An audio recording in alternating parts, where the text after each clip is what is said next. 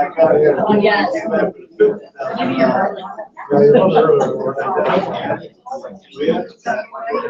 absolutely.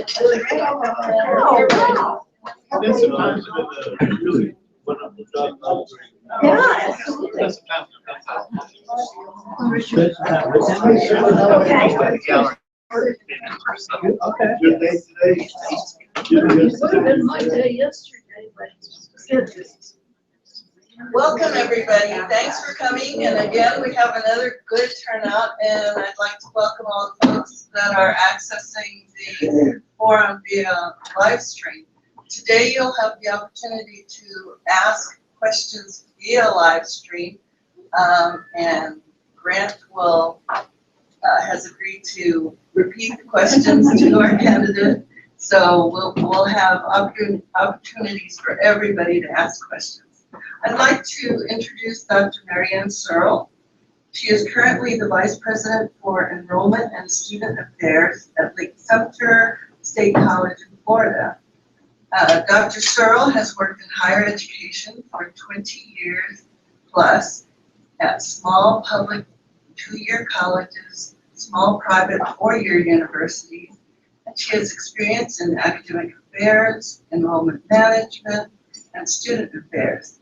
She is passionate about community colleges where we educate local citizens about the value of pursuing a college degree from an access and affordability viewpoint.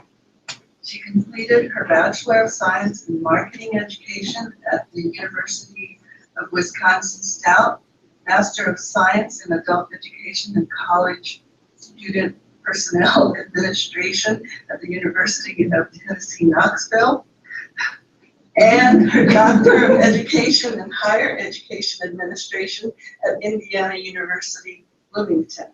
So please welcome Dr. Searle.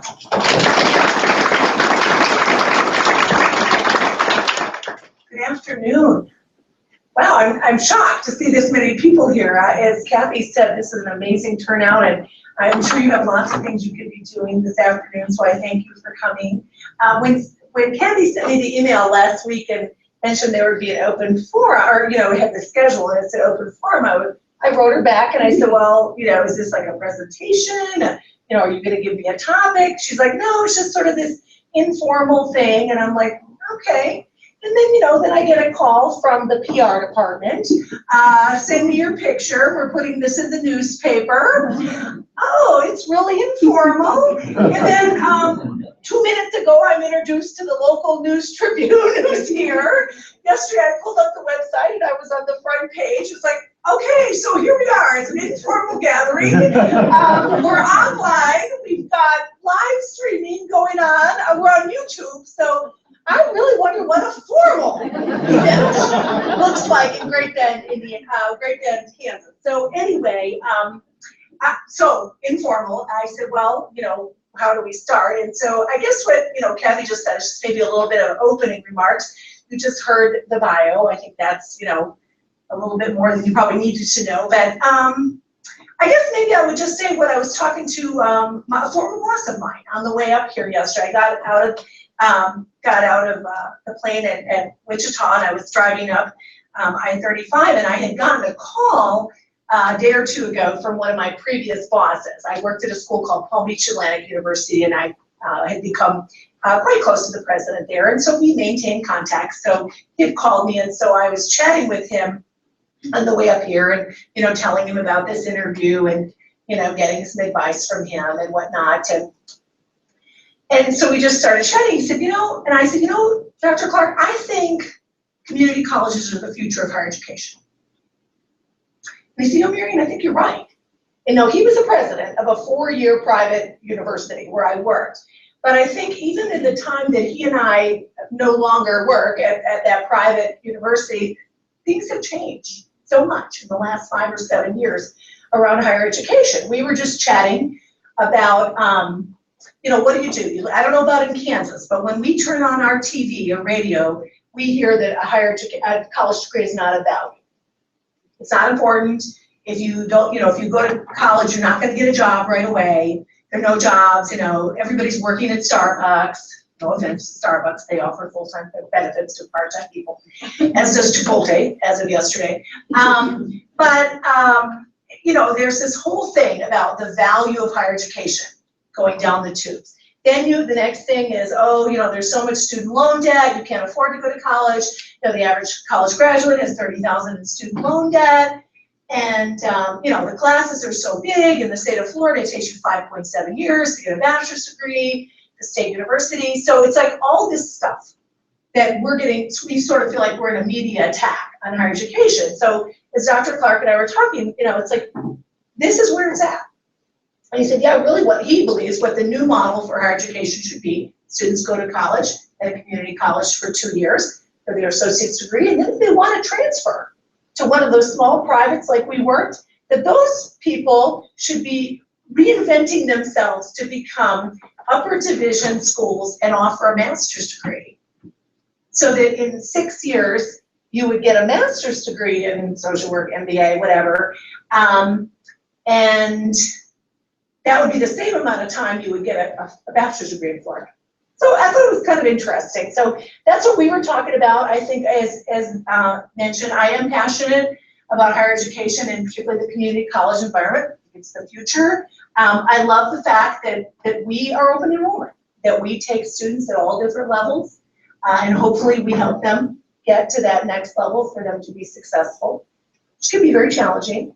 And then we're affordable. So I think those are very important things. And as Dr. Clark and I were talking, you know, this is going to be the destination of choice for middle-class families who can't afford, you know, to pay.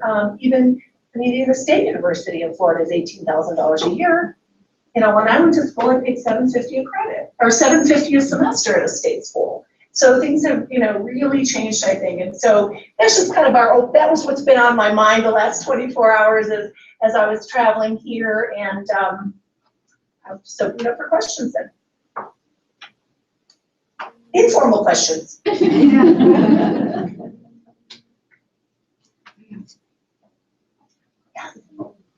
know, would you mind, you know, saying your name and like what you do at the college, just so I have some context? Oh, sure.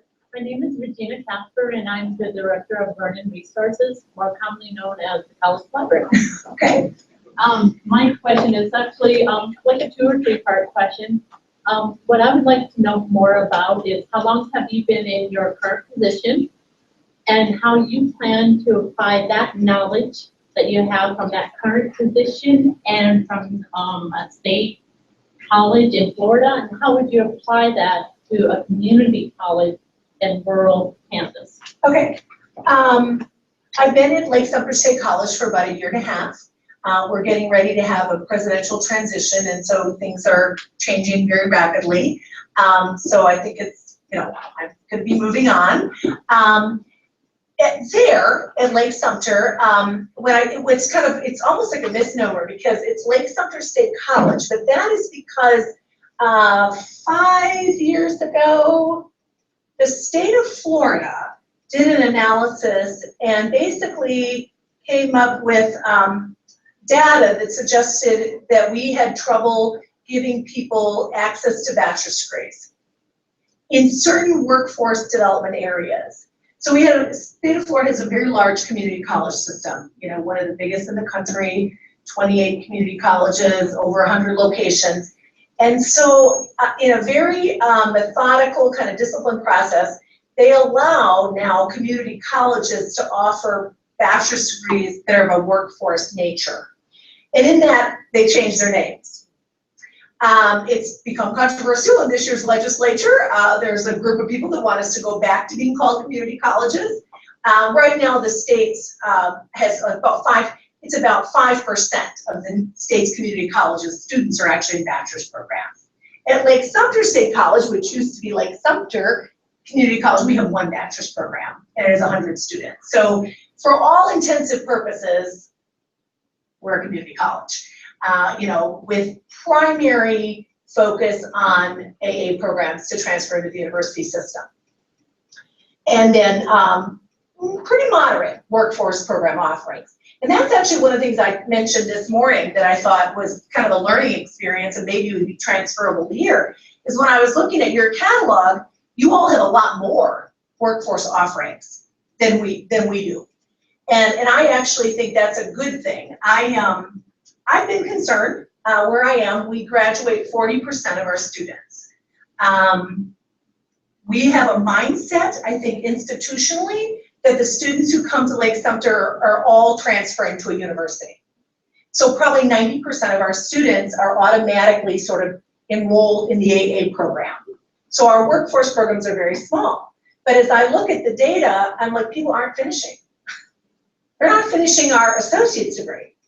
They're definitely not finishing bachelor's degrees at, University of Central Florida, University of Florida, wherever. So one of the things I've been talking about since I've been there is how can we grow some of those workforce programs so that, students can actually achieve a certificate or a degree en route to potentially, if they're able to succeed that, then maybe they can. Some of those are transferable within the state university system, some are not, and they would have to go on for the AA. So I think that's a little bit, just some knowledge that's kind of become really important to me lately, is how are we advising students to actually be successful and finish? And of course, there's a national, debate about college completion. And now in Florida, there's going to be performance funding. So you're going to be paid, your budget is going to be based on your graduation and retention rate. So that's a huge shift for the state. So again, I think we've learned a lot that, maybe would be transferable here. Since I've been here, I've heard quite a bit, contrary to most places I've worked. Most places I've worked, I've come into declining enrollment situations. I've been involved in 4 situations where we were trying to regroup and really build enrollment. So here, I actually have heard that you have been on a growth path, like grown for the last 7 years. So, that would be different for me. But the president also talked about that one of his, the important things that he would want to have happen is to continue to look for new markets and continue to look for new programs that would potentially grow more students, especially with the military bases, with the onslaught of the new potential programs at Fort Leavenworth. He mentioned the OSHA area, it would be an area of potential growth. So maybe then I would be able to use some of my enrollment management kinds of things in a situation where there has been growth, but there can still be more growth. And as I'm hearing today a lot about your state budget declines, the more the state budget declines, then the more, reliance you need to have for student enrollment for tuition. In Florida, that is now 70-30. So 70% is tuition driven and 30% is state driven. So here it's, you get a local rate. So it's a lot, you have a lot more kind of built-in resources maybe than we do. So we're very much more, I think we're more tuition driven in that way. So again, maybe that would, help transfer to here.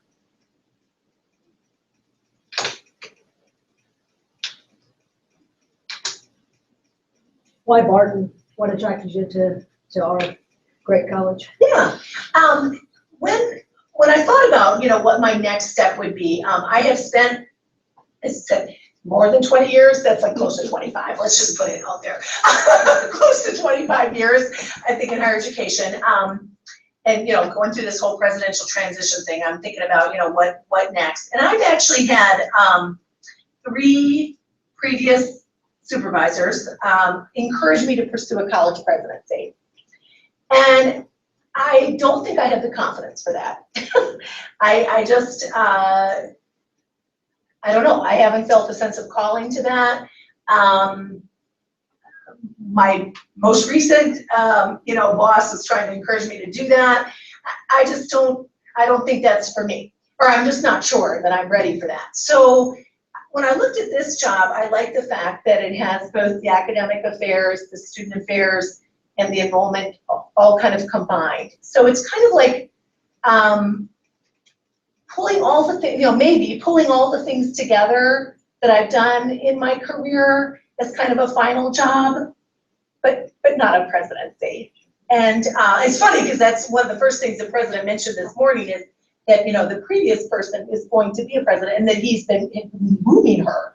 So he's like, you know, I'm expecting that for the next person. And I don't know if that's in my, you know, cards or bailiwick. I'm just not sure. But this kind of, this does bring together, you know, a number of things that I think, you know, would be interesting. And also, like, I'm very intrigued by the military presence part of it. That's just, I mean, it's, you know, fundamentally, philosophically, I mean, I think it's wonderful to be supporting our military people to help them get an education, because, you know, we have so much trouble now with people getting out of the military and not having transferable skills in civilian life and all these, you know, financial issues, mental health, you know, homeless, suicidal, that. So it's just really neat that you all are doing, you know, outreach to that population. So that's really kind of intriguing as well. When I worked at Indiana Wesleyan University, I was in Louisville, Kentucky, which is near Fort Knox. And we were always trying to get access to Fort Knox, but we couldn't. They had limits on how many schools and da-da-da, so we never could get programs on base. So we were just sort of like off base, you know, in rented space. But, you know, those students were the sharpest students we had. I mean, they were extremely talented students. So I think that's very intriguing as well. Peter Soley, instructor in journalism and communication. How do you approach rules and regulations that are in conflict with best educational process?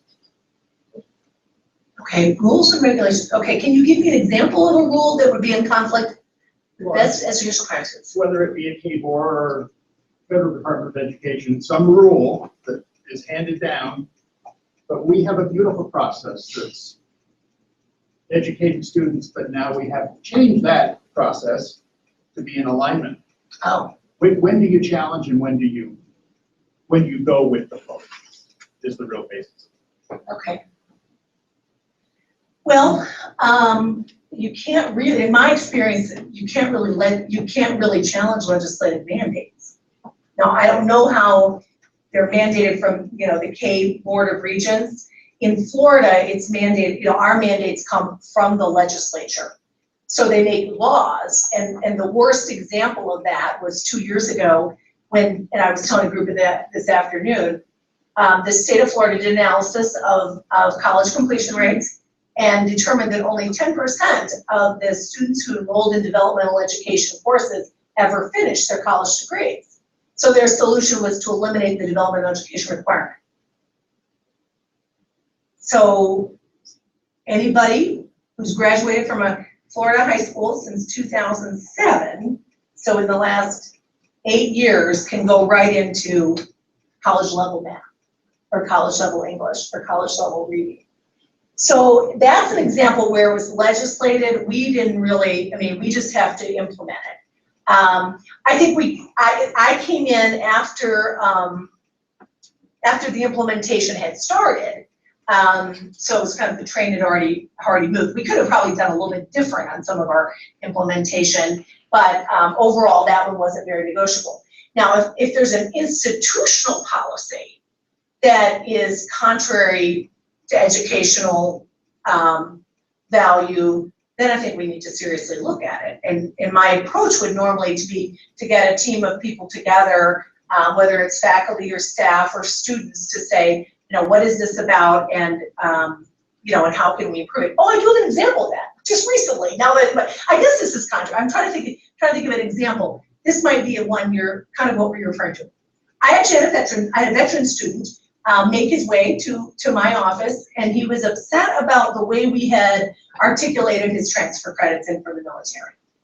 And it ended up going to several different, I mean, he had several different people. The president got involved while I was out of town, and there was lots of people looking at his situation. And basically, when all was said and done, he was right.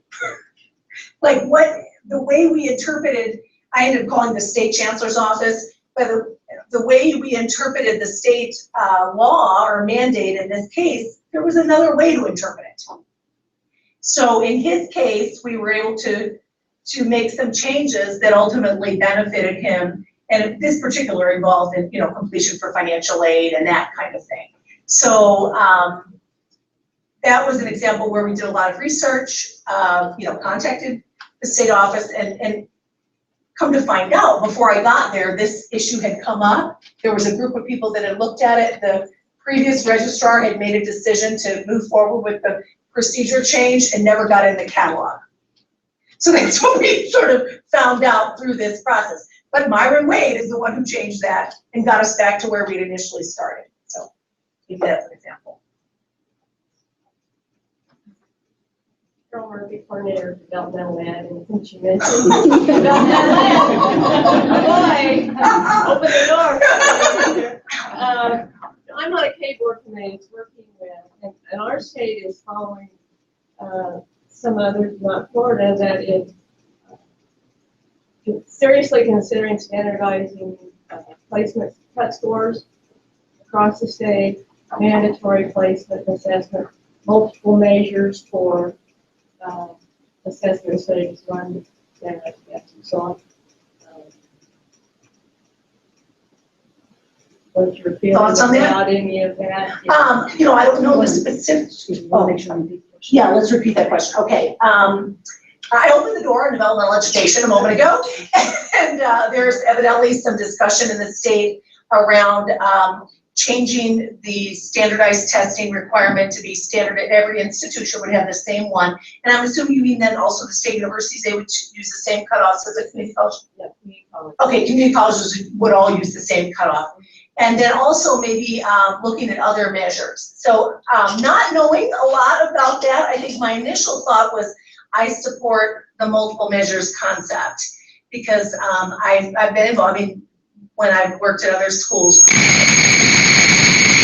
until this most recent change, we did have mandatory placement testing, mandatory placement based on placement test cut scores.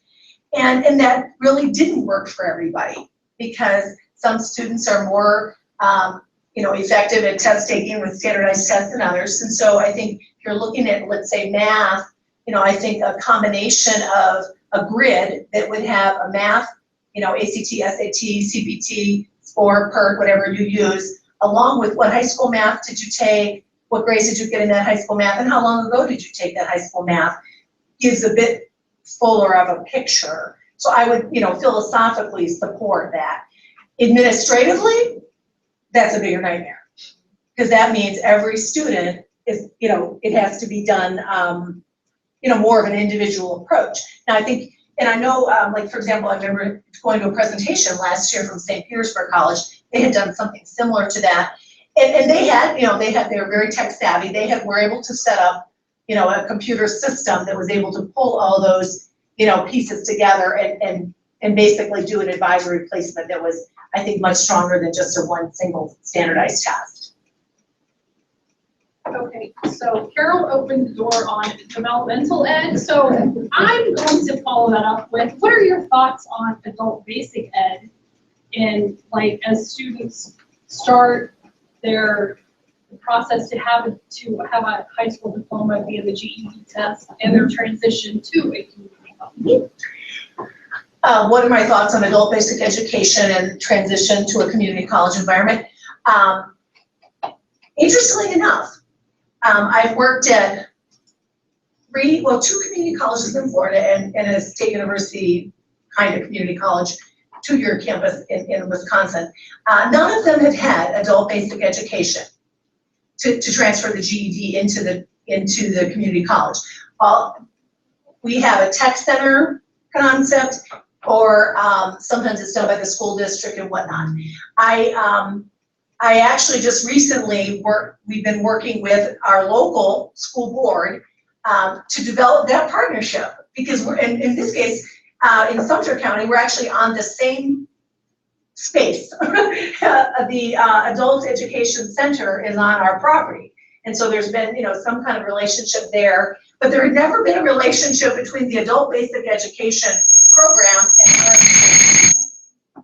So we share space, but we didn't share students necessarily. So just in the last 2 months, we've been doing some outreach to those students, actually went and did a presentation with them on what happens after you get your GED, and marketed the certificate programs to them. Is, there are about 6 course programs, and we actually have some really neat distinctive workforce programs in that particular location that would be very nice transitions, but no one had ever done that. Was there a reason you targeted certificate programs instead of degree programs? I think the whole stepping concept, give people a chance to be successful, and this certificate, and then all those credits transfer into the AS, and some of those credits transfer into AA. So kind of how do you eat an elephant, one bite at a time. And so some of those students, I don't know about here, but in those particular students, don't have they're in a very rural area, more rural than this, that just don't have have a very low participation rate in college. 38% of the students go on to college. So, so we're trying to say, how can we help them see it's attainable? It doesn't have to be a bachelor's degree, but it can be steps at a time. So for example, there in that location, we have an electrical distribution program, which is where people, climb the poles, and it's, they're very good jobs. Once you finish this 1-year program, you make, really good money. So that would be an example of one of the programs we were encouraging them to consider. And then if they want to do that, then they could actually come back and, whip that into our AS and engineering technology program, and it becomes a stepping stone. Thank you.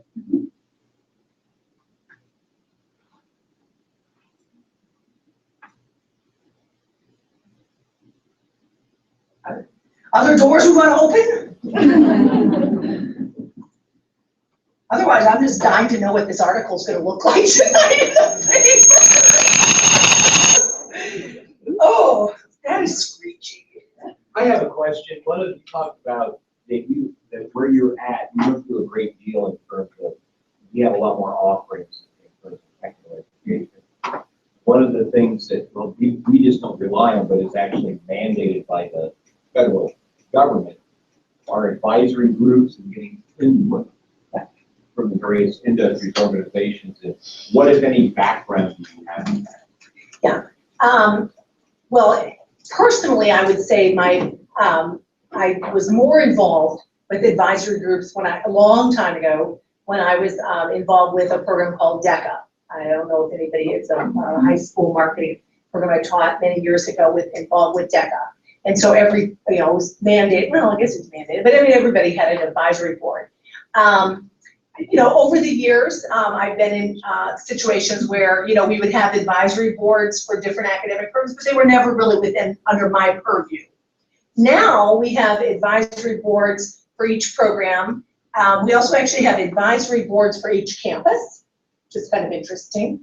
And they have kind of been dormant, I would say. And so we just brought in some new leadership of the workforce programs, and that's one of his charges, is to get those groups more engaged again. We would like them more engaged with students. They were basically having one meeting a year and, reviewing, kind of suggesting things about the curriculum, but very, not very engaged. But our kind of vision is that they would be more engaged with students, whether it's, guest speaking, field trips, internships, that sort of thing. So they would have a greater buy-in to those programs, not just from the curriculum standpoint, but even maybe, financially, advancement wise. And so we just really, actually this spring had a kickstart where we're trying to kickstart the advisory committees back up and running, because they've been pretty dormant for a while.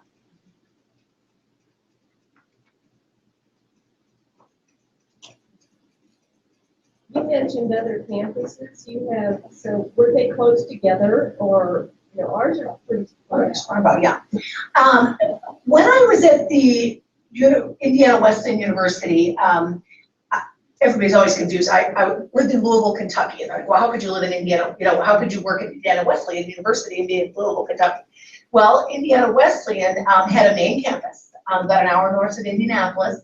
But then we had 17 adult education centers in 4 states. So I oversaw the 2 in Louisville and Lexington, Kentucky. So I was the regional dean for Kentucky and Southern Indiana.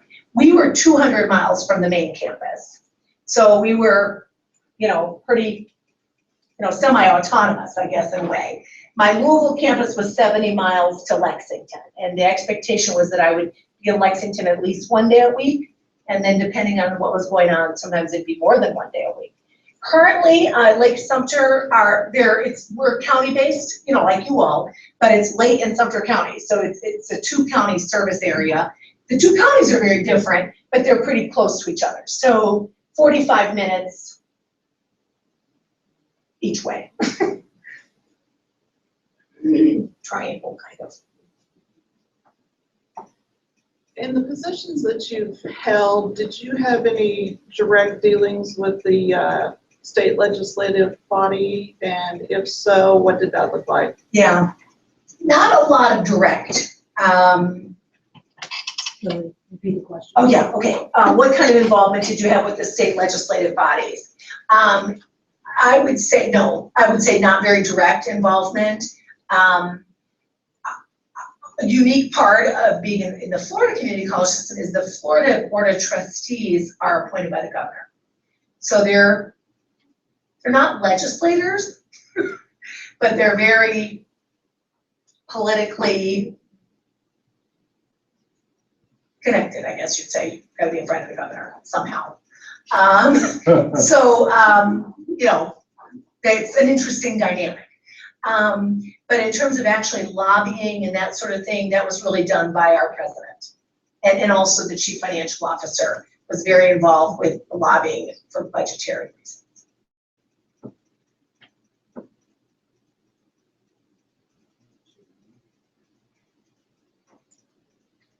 Yeah. Mike Benton, I'm one of the board of trustees. And you talk about your experiences you've had with online education. Yeah. I think the most significant online experience would be at Indiana Wesleyan. When I just mentioned that I was the regional dean for Kentucky and Southern Indiana.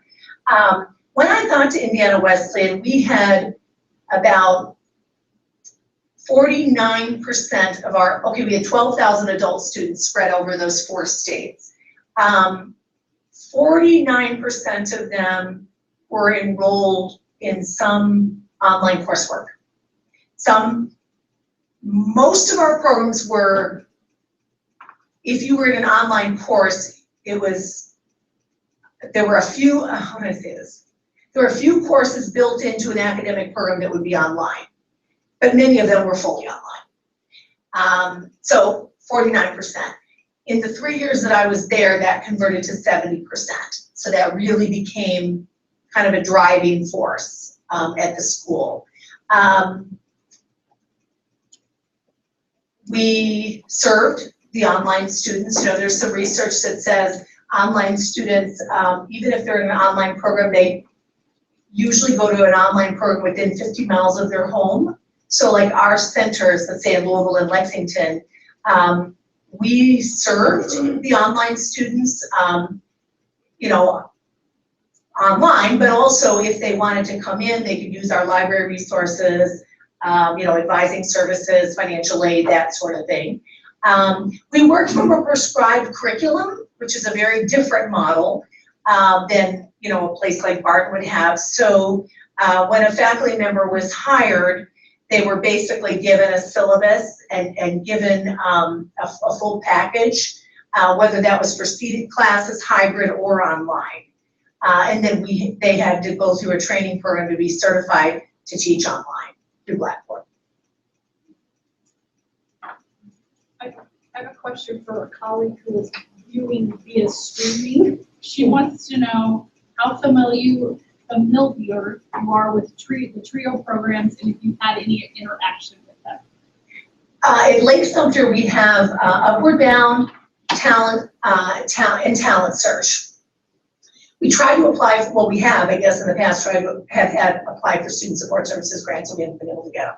So I think they've tried 2 or 3 times and been unsuccessful.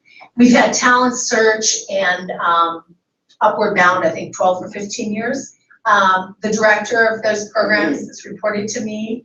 Prior to that, very distant kind of knowledge of Upward Bound at the University of Wisconsin, but now it's more been direct. Mm-hmm.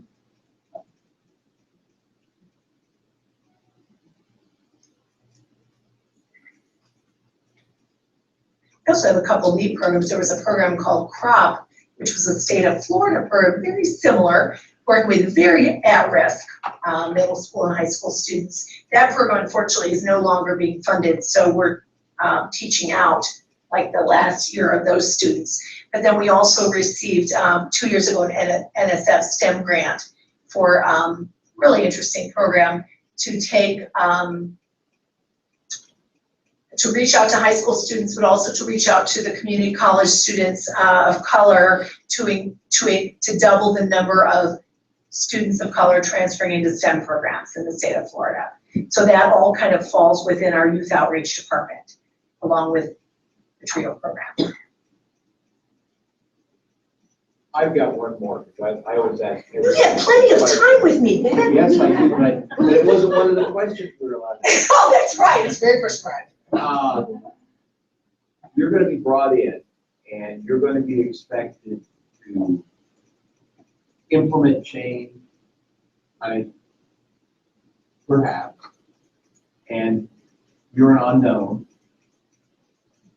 and people always wonder about the new person, the devil you know and the devil you don't. Absolutely. So your first week or month or so, what would that be like if you were given this position? Interestingly, you would ask that, Vic. Can you repeat the question? Basically, how would you manage change as an outsider, right? Well, but in particular, that when you hit the ground, that First 90 days, first 100 days. First 90 days. So for the first 100 days, what I've usually done in other jobs is really, I have usually spent most of my time meeting one-on-one with people. You know, at Lake-Sumter, there's about 50 people that work in my division. I literally met with every single one of them individually in the first 100 days to kind of get to know them, what their, you know, how long they've been at college, what their strengths were, what they liked about Lake-Sumter, what they didn't like, what their plans were for the future, that sort of thing.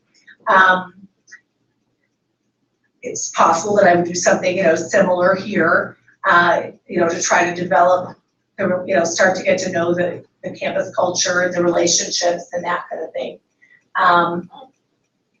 But actually, I think, I mean, if I look, you know, I saw myself on the front page of the website, and so there are other people on that front page too. It looks like all of us would be coming from the outside. And as I was had a few minutes of free time, I got like 20 minutes, I started jotting down some, you know, impressions and things. And I think that's probably going to be one of the biggest challenges for your new VP. Because what I heard today is, you know, there's a lot of longevity here, and that can be very challenging for an outsider to come in when people have been at a place a really long time. And so, you know, it would appear that any of us that, I mean, I don't know what they would think the biggest challenges are, but as I was making my notes, that's probably going to be one of the biggest challenges, is figuring out the culture. And there is, you know, there came up even in the Skype interview that there's this whole changing the strategic planning and budgeting and assessment and accreditation and all this, that there's lots of new stuff happening. And so it's going to take, you know, the right person to sort of manage that. I don't know if I'm that person, but I mean, that's going to be a challenge for somebody. Now, you know, yeah, enough said.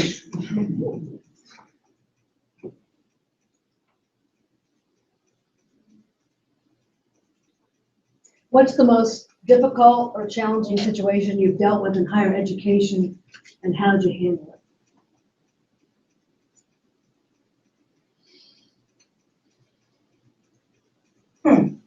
Most difficult. Oh, the question was the most difficult challenge in higher education.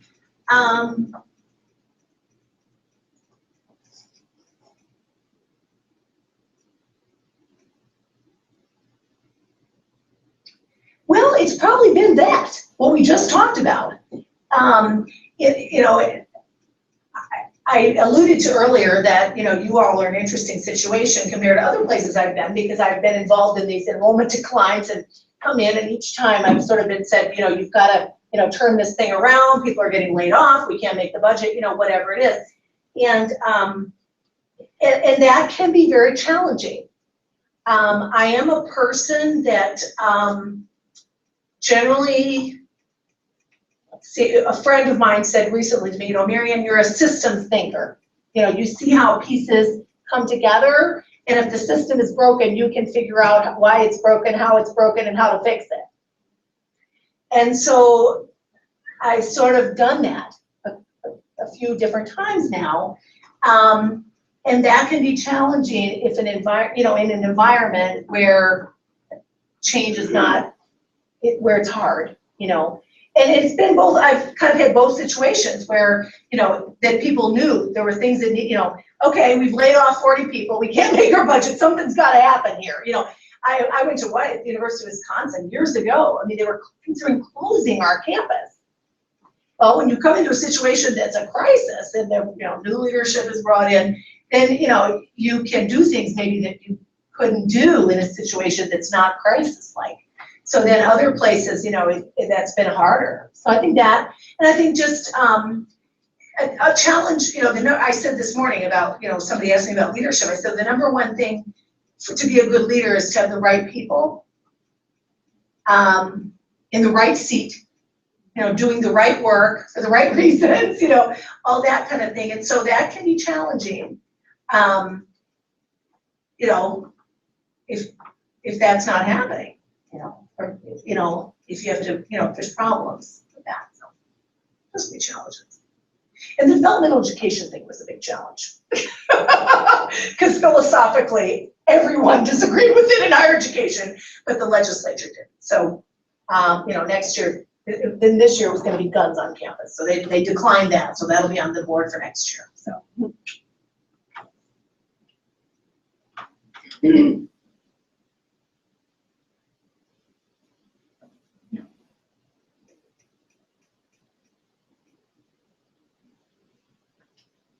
Any other questions?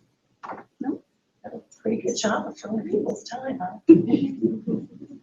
Well, thank you all. I really, as I said, I'm amazed at the number of people here. I really appreciate you taking, the time out of your schedule and, investing in this process. I understand you'll receive a survey, so that's great. You get input. I actually, at Lake-Sumter, we're not allowed to, if people aren't on the search committee, they can't provide input. So it's like, well, why do we invite people to these things? So I'm glad that you all get to provide input and that, then there gets to be a consensus decision. So good luck to you.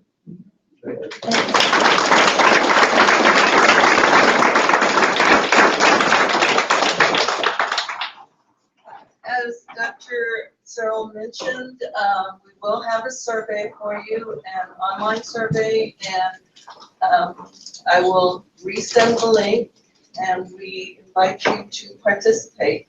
The committee will consider all of the opinions and comments that you submit.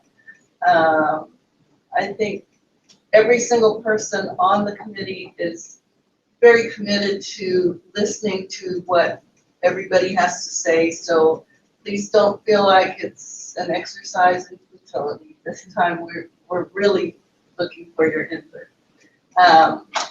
And if you would like to review this presentation, or you have colleagues who have missed the presentation, we will have it available on YouTube as soon as I get a link, and I'll send the link to the survey and the YouTube presentation together, and hopefully like early tomorrow morning. Oh, maybe. Or today. Julie's fantastic. I'd like to thank you all for participating, and thanks so much to PR for trying this pilot with the live stream on YouTube. I think it's been fantastic. And thank you, Dr. Searle, for applying and for a great report. Thank you.